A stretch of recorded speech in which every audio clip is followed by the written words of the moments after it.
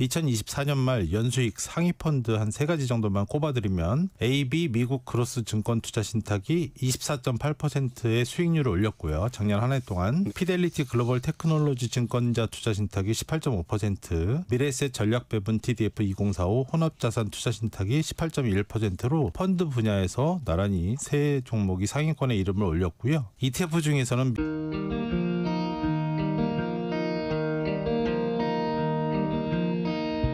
지난 시간에 이어서 ETF로 퇴직연금 운용하는 방법 마저 알아보죠. 지난 시간에 분산 투자 효과가 있고 비용이 저렴하며 주식처럼 거래되기 때문에 투명성과 유동성이 있는 특징이 있다고 이야기 드렸었습니다. 예. 이 중에서도 IRP에서는 국내 상장 ETF만 가능하고 DC형에서는 일부 해외 ETF까지 가능합니다. ETF를 고르는 기준은 S&P 500, 나스닥 100, 코스피 200 등 지수를 추종하는 ETF가 꾸준히 우상향 해왔고 투자하기에도 안전한 편이다. 그리고 배당주는 ETF나 펀드들도 요즘 각광을 받고 있다. 이런 말씀을 좀 드렸고요. 연령대와 투자 성향에 따라서 다르겠지만 포트폴리오를 짤 때는 적절히 분산하는 게 좋은데 예를 들면 50%는 미국 ETF, 30%는 뭐 한국 ETF, 그리고 나머지 20%는 채권형 ETF로 분산하는 것도 좋은 방법이겠다까지 지난 시간 내용이었습니다. 그렇습니다. 오늘은 이제 퇴직연금으로 ETF를 잘 운영했다면 그걸 어떻게 우리가 연금처럼 받아 쓸 수 있는지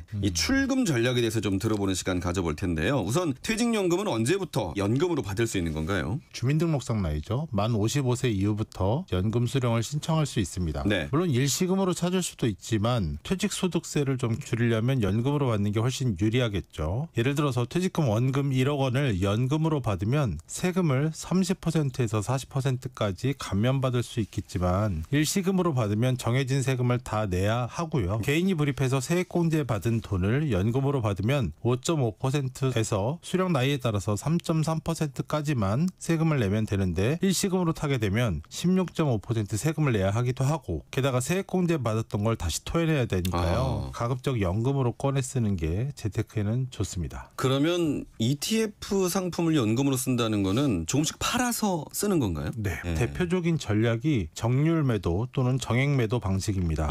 예를 들어서 1억 원의 적립금이 있는데 연수익률이 6%고 4%씩 정률 인출을 하시면 4%만 꺼내 썼으니까 2% 정도는 수익이 될 수 있겠죠. 자산이 오히려 불어날 수 있는 거죠. 정액 매도는 예를 들어서 매달 100만 원씩 받고 싶다. 그러면 100만 원씩 일정 금액을 꺼내 쓰는 방식입니다. 자산이 줄어들 수 있지만 아주 예측이 쉬운 특징이 있죠. 그리고 확정 기간 수령 방식도 있습니다. 보유한 적립금을 나는 10년만 받고 싶어 또는 20년만 받고 싶어 이렇게 기간을 정해놓고 수령하는 방식인데요. 1억 원의 적립금이 있다고 했을 때 10년간 수령하시게 되면 월 83만 원 정도 수령하시게 되겠죠. 이런 방식을 혼합해서 쓰는 것도 가능합니다. 예를 들어서 100만 원씩 인출하는 것과 4%씩 매도 인출하는 방식도 가능하고요. 퇴직연금 계좌 즉 IRP 계좌 내에서 연금 인출을 정률 또는 정액으로 꺼내달라고 요청하시면 해당 금액만큼의 ETF를 알아서 그 금융기관이 매도해서 현금화 해주는 방식입니다. 예를 좀 들어주시면 이해가 쉬울 것 같아요. 물론 있습니다. 62세에 퇴직한 A씨는 IRP에 1억 2천만 원 정도의 적립금을 타이거 미국 S&P 500, 코덱스 배당가치, 코덱스 단기채권 ETF에 분산해놓고 운용하고 있다가 연금이 필요하겠다고 싶어서 매달 90만 원씩 인출하고 있습니다. 국민연금도 받고 있지만 부족하기 때문에 매월 90만 원의 연금을 추가하고 있는 거죠. 1년에 약 1,000만 원 정도의 연금을 인출하고는 있는 거잖아요. 그런데 적립금에 대한 연평균 수익률이 6% 정도 나오고 있어서 연 한 700만 원 정도는 수익으로 늘어나고 있기 때문에 실제로 빠지는 돈은 300만 원 정도인 거죠. 자산이 급격하게 줄지는 않습니다. 그리고 ETF 자체에서 나오는 배당금도 보탬이 되고 있고요. 배당금도 나오나요? ETF 수익에다 배당금 줄 수 있겠죠.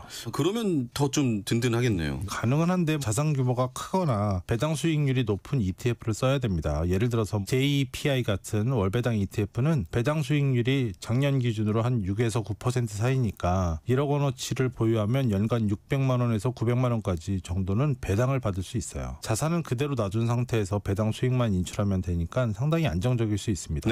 매달 50만 원에서 70만 원 정도 현금으로 흐름이 생기니까 은퇴자한테는 굉장히 매력적이긴 한데 제가 뭐 예를 JPI라는 해외 ETF를 들었잖아요. 네. 요거 같은 경우는 DC에서만 운영하실 수 있기 때문에 바로 인출하실 수 있는 건 아니고요. 뭐 일반적으로 한국에 상장된 해외 ETF를 배당 수익률이 6%다. 그러면 한 600만 원 정도의 배당이 나오는 것을 인출하실 수 있겠죠. 어차피 이 IRP를 가입을 하면 금융기관하고 계약을 해야 되는 거니까 네네. 내가 선택만 하면 되는 거죠. 가입을 할 때 어떻게 가입하고 그렇죠. 또 받을 때 어떻게 받고 싶다. 그렇죠. 이렇게. 맞습니다. 퇴직연금 계좌에서도 이런 월배당 ETF 투자가 가능한가요? 지난 시간에도 좀 말씀을 드렸었지만 재직 중에 운용할 수 있는 DC에서는 국내 ETF, 해외 ETF 등 다양한 상품을 다 투자할 수 있는 반면 배당을 받더라도 그림의 떡일 수밖에 없습니다. 왜냐하면 인출을 할 수는 없으니까요. DC는 퇴직금을 계속해서 쌓아가고 있는 계좌니까 내 퇴직연금 계좌의 수익이 불어나고 있는 모습을 보면 흐뭇할 수는 있겠죠. 퇴직 후에 IRP로 이제 받고 나면 55세가 넘으면 연금 수령이 가능한데요. 이제 IRP로 넘어왔기 때문에 네. IRP 내에서는 국내에 상장된 월배당 국내 ETF나 해외 ETF나 이런 ETF 가입이 가능한데요. 그렇다고 아쉬워하지 않으셔도 되는 게 국내에 상장되어 있는 해외 주식 ETF에 투자하시는 분들도 많고요. 예. 배당 펀드들도 다양하기 때문에 운용은 크게 걱정하지 않으셔도 될 것 같고요. 다만 종목 선정이나 이런 부분에 있어서는 전문가의 조언을 좀 얻으시는 게 좋겠다라는 생각이 듭니다. 그래서 앞서 제가 질문을 너무 빨리 드린 것 같은데 네네. 이걸 뭐 금융기관에 문의하면 되느냐라는 질문을 드렸는데 연금닥터면 이런 업무도 하시는 거죠? 저한테 의뢰를 주셔도 되고요. 예. 주변에 다른 전문가들 계시면 도움 요청하셔도 되고요. 요즘은 워낙 인터넷에 정보들이 다양하기 때문에 찾아보시고 알아서 투자하시는 분들도 꽤 많으십니다. 근데 너무 정보가 많아서 사실은 이 검색이 어려운 경우도 맞아요. 있어서 예, 조언이 필요한데 얘기가 나왔으니까 좀 몇 가지를 추천해 주시죠. 제 개인적인 의견을 이 라디오 방송에서 말씀드리기보다는 정부에서 발표한 공식 자료를 인용하는 것이 좋을 것 같은데요. 좋습니다. 금융감독원에서 발표한 보도자료 2024년 우리나라 퇴직연금 투자백서에 따르면 2024년 말 연수익 상위 펀드 한 3가지 정도만 꼽아드리면 AB 미국 그로스 증권 투자 신탁이 24.8%의 수익률을 올렸고요. 작년 한 해 동안 피델리티 글로벌 테크놀로지 증권자 투자 신탁이 18.5%, 미래에셋 전략 배분 TDF 2045 혼합자산 투자 신탁이 18.1%로 펀드 분야에서 나란히 세 종목이 상위권에 이름을 올렸고요. ETF 중에서는 미국 테크탑 100 73.4%, 미국 나스닥 100 ETF와 미국 S&P 500 ETF가 40%가 넘는 수익률을 올렸습니다. 상당히 높은 수익률을 내네요. 작년에 장이 그래도 괜찮았던 좋았기 편이죠. 때문에 참고를 해야겠습니다. IRP에서 펀드나 ETF를 매도해서 지금 연금으로 출금할 때 주의할 점은 어떤 게 있을까요?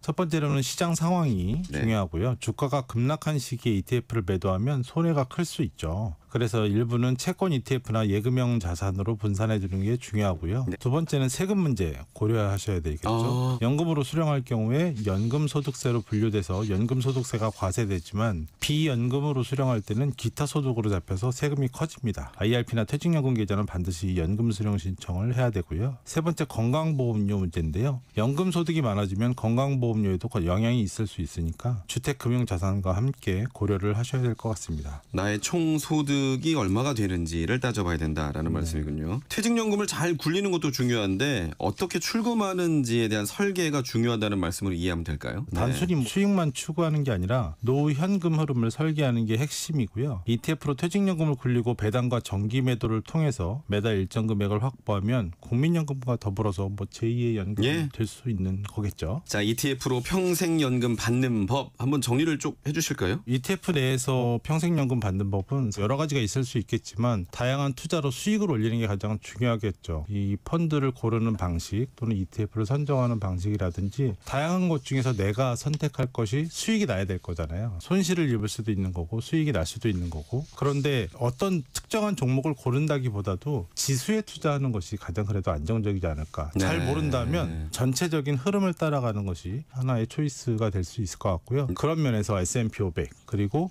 미국 나스닥 100 미국의 대표적인 두 가지 지수인 거고요. 한국으로는 코스피 100 그리고 코스닥 지수 이런 것들의 지수에 투자하는 ETF라든지 펀드를 고르시면 그나마 중간 이상은 하지 않을까라는 생각이 듭니다. 그러니까 조금 덜 위험하면서 안정적으로 수익을 낼 수 있다. 이렇게 이해를 하겠습니다. 자, 든든 백세 프로젝트 지금까지 김용태 연금닥터와 함께했습니다. 말씀 잘 들었습니다. 감사합니다. 본 광고는 생명보험 광고심의 기준을 준수하였으며 유효기간은 심의일로부터 1년입니다.